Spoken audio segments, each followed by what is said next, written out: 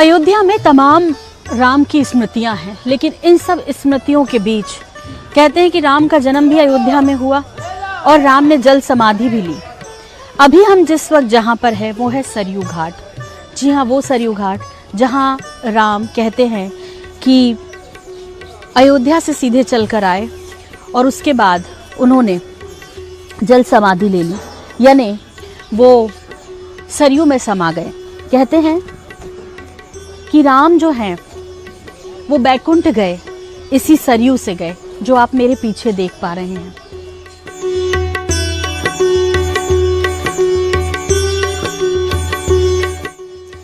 सरयू को लेकर, भगवान राम की जल समाधि को लेकर कई सारी मान्यताएं हैं, किंवदंतियां हैं, सब अलग अलग कहते हैं, लेकिन सच को जानने की कोशिश करते हैं। हमारे साथ डॉक्टर चंद्रांशु महाराज जी हैं और इंटरनेशनल कथावाचक भी हैं, अंतर्राष्ट्रीय कथावाचक। उनसे समझते हैं दरअसल कि क्या सच है और क्या माना जाए कि भगवान श्री राम ने समाधि इसी घाट पर ली, जल समाधि ली, क्यों ली, कैसे ली और क्या हुआ था दरअसल। चंद्रांशु जी, कितनी सारी भ्रांतियां हैं, थोड़ा कुछ स्पष्ट कीजिए ना, दूर कीजिए कि क्या वाकई में समाधि यहीं ली थी राम ने, कैसे आए थे वो। जब इतिहास पुरातनम बोलते हैं हम, माने इतिहास का मतलब ऐसा निश्चय ही हुआ है। इतिहास शब्द का मतलब यही होता है। तो यहाँ पर इसका नाम गुप्तार घाट है और यहाँ पर देखेंगे कि चक्रहरि और गुप्तहरि भगवान के दोनों के यहाँ पर तस्वीर, मतलब मंदिर में प्राण प्रतिष्ठा भी है, भगवान की मंदिर भी है। निश्चित तौर पर लगभग कहीं कहीं शास्त्र में जो प्रमाण मिलता है उसके अनुसार कहीं कहीं 11,000 वर्ष और कहीं कहीं 13,000 वर्ष तक भगवान राम राज्य किए हैं, अयोध्या में निवास किए हैं। ऐसा कहने सुनने में, मतलब शास्त्र प्रमाण जो मिलता है वो यह है। मोक्षदायिनी आप कह रहे हैं, मोक्षदायिनी सरयू को कहते हैं कि ये तो श्रापित है। ये कितना सच है कि सरयू श्रापित है, यहाँ स्नान का महत्व नहीं, वो तो आरतियाँ शुरू कर दी गई। जो लोग कहते हैं या तो नासमझ हैं या तो उनको अल्पज्ञ हैं। एक तिथि होती है रामनवमी, जिस दिन राम जी का जन्म हुआ था, उस दिन तीर्थराज प्रयाग, शास्त्र में ऐसा गोस्वामी जी ने भी उसको लिखा हुआ है कि जिस दिन राम जन्म श्रुति गामहि, तीर्थ सकल तहाँ चली आमहि। जिस दिन रामनवमी की तिथि होता है, दुनिया भर के जितने भी तीर्थ है वो यहीं आते हैं। भगवान राम ने अपने मुख से कहा, यद्यपि सब वैकुंठ बखाना, वेद पुराण विदित जग जाना, अवधपुरी सम प्रिय नहीं सो, यह प्रसंग जानई को जन्म भूमि मम पुरी सुहावन, उत्तर दिशा सरजू पावन, जा मज्जन ते बिनहि प्रयासा। एक अंजुल जल केवल मज्जन कर ले, बिनहि प्रयासा मम समीप नर पावहि बासा। केवल सरजू जी का दर्शन कर ले, उससे भगवान के धाम की प्राप्ति होती है। तो इससे बड़ी, मतलब आप समझ लो, गंगा मैया तो चरण पदी हैं, चरण से निकली हुए हैं, पर हमारी सरजू माता जी तो नेत्र जहाँ हैं, नेत्र से निसरित हुई हैं, प्रेमाश्रु हैं, इसलिए राम को देने में समर्थ है। इसीलिए कहा जाता है कि जब भगवान विष्णु को किसी खुशी के आंसू आए, उन्होंने जब रोए तो उसे ब्रह्मा जी ने कमंडल में रखा, क्योंकि इतने महत्वपूर्ण थे। और फिर इसीलिए सरयू जी को जो है वो नेत्रजा भी कहा जाता है। बिल्कुल इसीलिए कहा जाता है क्योंकि ब्रह्मा जी ने कमंडल में धारण किया और मान सरोवर में उसको जाकर स्थापित किया प्रेमाश्रु को। इसलिए कैलाश पर्वते रम्य मनसः निर्मितम सरम, मन के द्वारा निसरित हुई थी। प्रेमाश्रु तो मन से उत्पन्न होता है और सर, मान सरोवर, सर से निकली सरोवर से, इसलिए ही नाम सरजू है। सरह प्रवृत्तः सरजूयाम। तो सरजू जी जो हैं वह साक्षात नेत्रजा हैं, भगवान की प्रेम आश्रु हैं। और भगवान राम की नगरी जो देख रही है ना, और ये सरजू जी और भगवान राम ये अलग नहीं है। सरजू जी भगवान की सगुण साकार रूप हैं और अयोध्या जी है वो निर्गुण निराकार स्वरूप हैं। इसलिए अयोध्या यह परब्रह्म सरयुभ्या सगुणः पुमान तन निवासी जगन्नाथ सत्यम सत्य बदाम में हम। यह अयोध्या भी भगवान की दिव्य धाम है और ये सरजू जी भी दिव्य धाम है, दोनों अलग नहीं, एक ही है। ये गाय और बछड़े यहाँ पे घूम रहे हैं बहुत सारे। एक और ये कहा जाता है कि जो है जो गैया है, गौ माता है, वो ऐसे क्रॉस करती थी, ऐसा भी कुछ है क्या?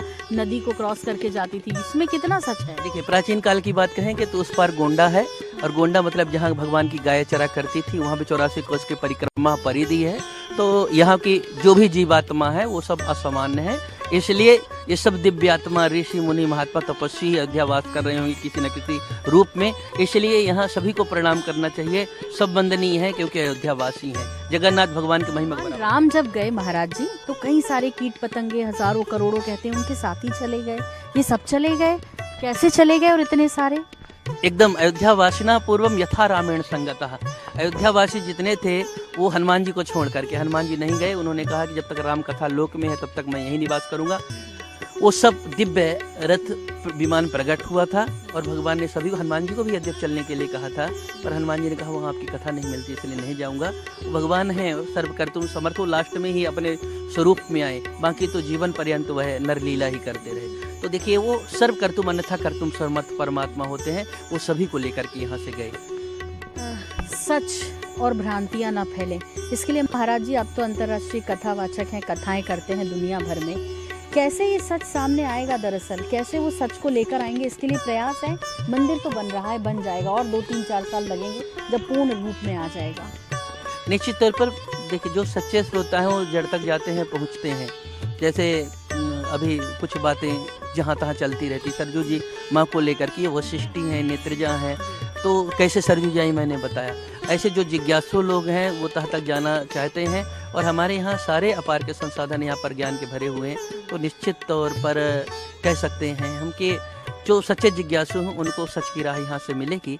और पर्यटन विभाग का विद्वानों के द्वारा भी निरंतर प्रयास चल रहा है कि वो सब साहित्य जो अयोध्या की मूर्त रूप है, वास्तविक स्वरूप है, वो सब लोगों तक पहुँचे। इस स्थान पे एग्जैक्टली वो जगह आप जानते हैं जहाँ श्री राम आए, कहते हैं अपना धनुष वनुष सब छोड़ आए और भगवान हनुमान को ये कहे आए कि अब आप संभालिए अयोध्या, मैं तो जा रहा हूँ, मेरा समय पूर्ण हुआ यहाँ का। जाकी रही भावना जैसी प्रभु मूर्ति देखे तिन तैसी, भाववश भगवान कृपा सिंधु करुणातन इत्यादि। निश्चित तौर पर ये वही स्थान है क्योंकि मूर्ति में भगवान कहते नहीं होते, भाव भक्ति भावना में भगवान होते हैं। मान्यताएं मानने के लिए होती है, तर्क वितर्क के लिए नहीं होता।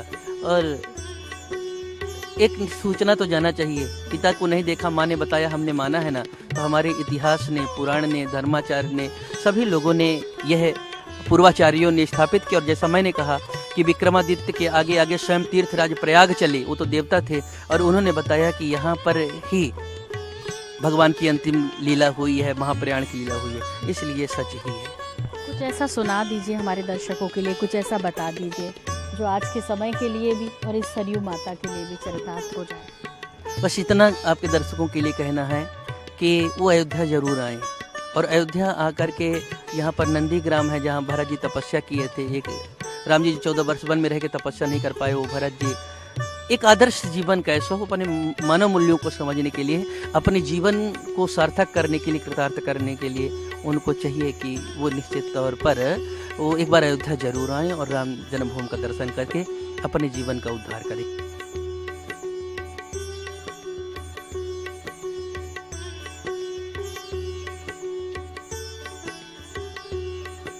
गुप्तार घाट, कहते हैं यहाँ पर भगवान राम ने जल समाधि ली और ये वो स्थान है जो कहते हैं असल चरण पादुकाएं जो यहाँ पर मौजूद हैं। यहाँ जिस तरह से हम जानकारी एकत्रित कर रहे हैं, पता चला कि ये गुप्त हरि, यानी यहाँ से भगवान श्री राम गुप्त हुए और फिर चक्रहरि के रूप में वो दिखाई देते हैं। या कहें कि तपस्या चूंकि भगवान विष्णु ने 14,000 वर्षों से ज़्यादा इस यहाँ पर की है और ये उन्हीं का ही स्थान माना जाता है, इसलिए भगवान राम भी उन्हीं के अवतार थे और वो यहाँ से गुप्तहरि हो गए। कहते हैं कि ये जो चरण पादुकाएं हैं, असल चरण पादुकाएं हैं भगवान श्री राम की, इसके पीछे एक गुफा हुआ करती थी, ऐसी मान्यता है। और उस गुफा में ही जो है वहाँ से भगवान श्री राम और सरयू की जो कथाएं हैं वो इससे अनंत काल तक जुड़ी रही। सरयू को जब हम देखते हैं तो वो काफ़ी जिगजैग में नज़र आती है, इसीलिए कहते हैं कि हरि अनंत, हरि कथा अनंता। जितना जाएंगे, जितना अंदर जाएंगे, उतना राम को जानते भी जाएंगे या कहें कंफ्यूज होते जाएंगे। इसलिए कहते हैं कि सिर्फ भगवान राम मन में हो, श्रद्धा हो, तो आपको कहीं भी मिल जाएंगे। फिलहाल ये चरण पादुकाएं के दर्शन आप भी कर लीजिए, क्योंकि ये अयोध्या का वो स्थान है जिसके दर्शनों के बिना आपका अयोध्या दर्शन अधूरा है।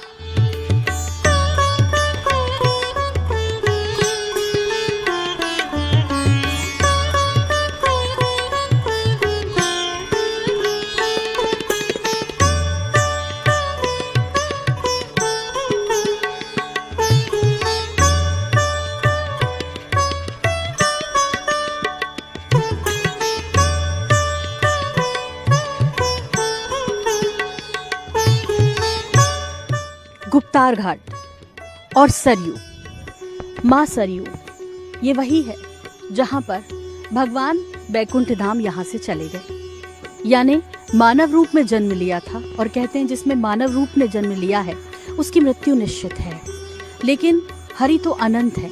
इसी प्रकार अयोध्या भी अनंत है। आप अयोध्या आएंगे तो हम उतना बता नहीं पाएंगे, उतना कह नहीं पाएंगे जितना आप यहाँ आके महसूस कर पाएंगे। और इसीलिए तो कहते हैं कि कण कण में राम है। अयोध्या कई बार नष्ट हुई है और कई बार बनी है, एक बार फिर से बन रही है। और ऐसी ही अयोध्या रहे, क्योंकि इसमें हम सब का योगदान है।